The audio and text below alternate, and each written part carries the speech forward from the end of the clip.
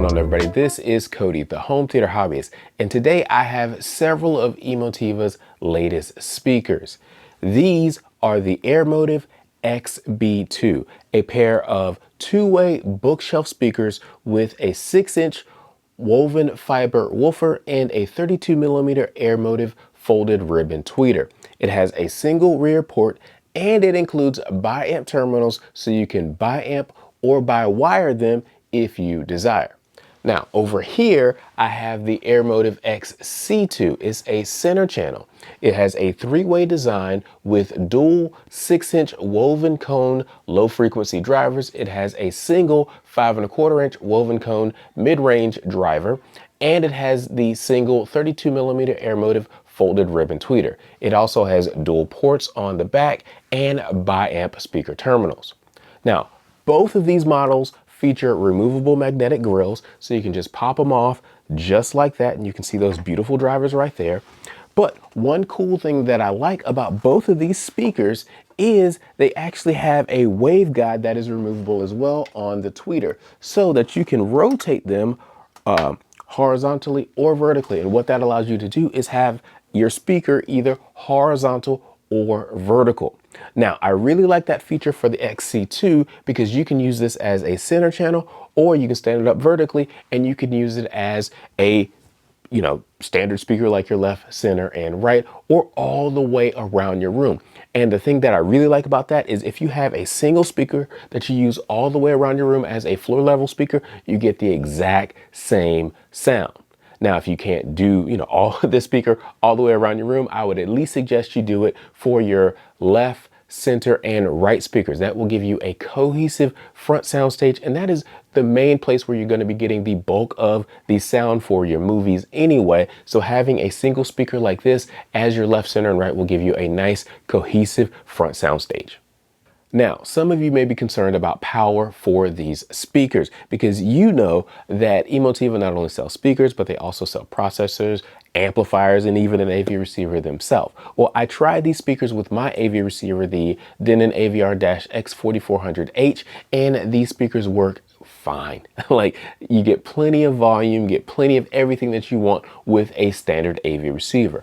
But if you do add a power amplifier, basically you're just getting a bit more detail from these speakers. You can also bi-amp and bi-wire, like I said before, but additional power amplifier will liven the speakers up a bit. But don't worry, if you have a standard AV receiver, it does work with these speakers. So for my listening test with the XB2s, I compared them to my KEF Q150s and also a pair of Klipsch RP150Ms. And I'm going to play a quick audio sample so you can hear how these sound compared to those speakers.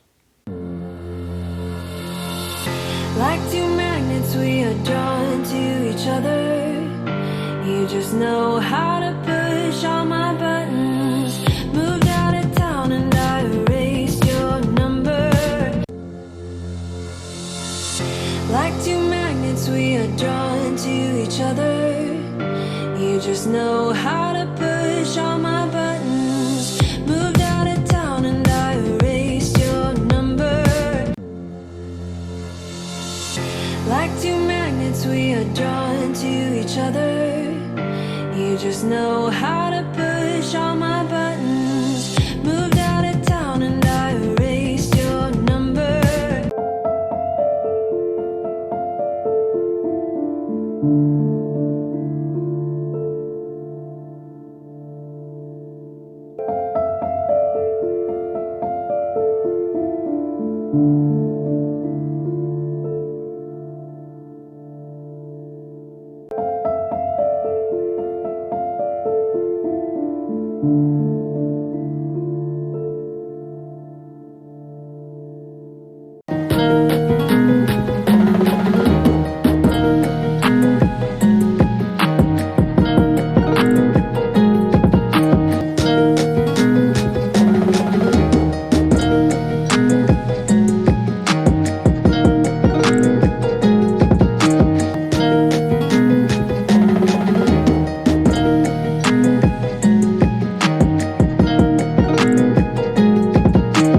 Hopefully you enjoyed those samples and heard differences between those speakers. The first thing you probably noticed was the Klipsch was slightly louder and brighter than the other two, while the Q150 probably sounded a little bit more muted compared to the other two. This is due to differences in the speaker/tweeter design for each speaker.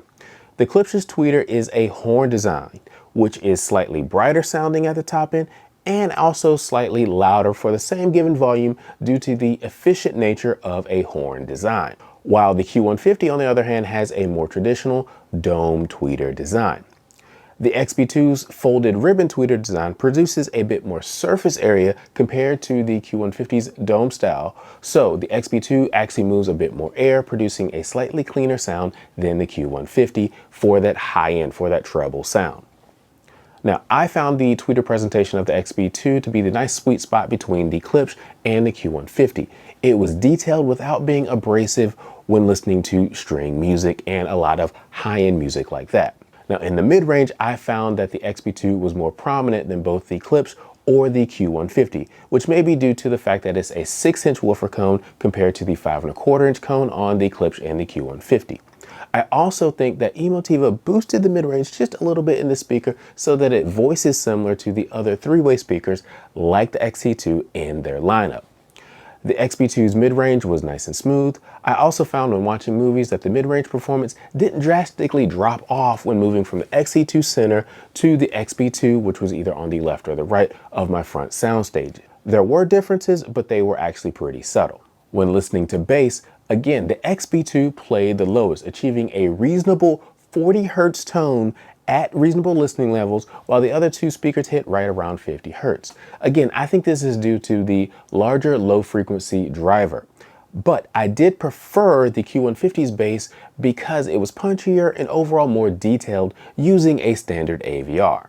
Now, the XB2 does present a nice stereo image when towed in slightly towards the main listening position, but I did notice that the Q150s have better image depth and detail.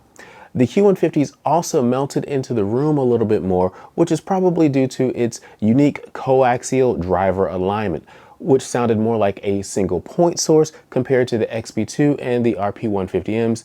They had a bit more vertical separation due to the driver design of those particular speakers. Because of the strong mid-range and deep bass, I think the XB2 is a solid music performer, especially with genres like gospel, jazz, pop, and the like. Now, when watching movies on the XC2, dialogue is nice and clear, and I think that's due to the dedicated mid-range driver. I also like the fact that it has those dual 6-inch bass drivers. It really handled the low frequency effects well. Now, if you want to go sub 30 Hz, you will need to add a subwoofer, but this combination, XB2 and the XC2, work really well together. Again, there is less bass detail than I would like, but you can bi-amp or bi-wire the speakers, or you can add a dedicated 100-watt amp or greater from Emotiva, and this will help bring out that bass detail. Overall, I think these speakers are great for the money, especially given the ability to bi-amp them and the opportunity to have a three-way speaker like the XC2. If it were my money, this is the speaker I would buy for my front soundstage. That way you get a nice cohesive sound. But overall, like I said, I like these speakers. Hopefully you enjoyed this video. If you did, definitely please share it, give me a like and subscribe. I'll talk to you next time.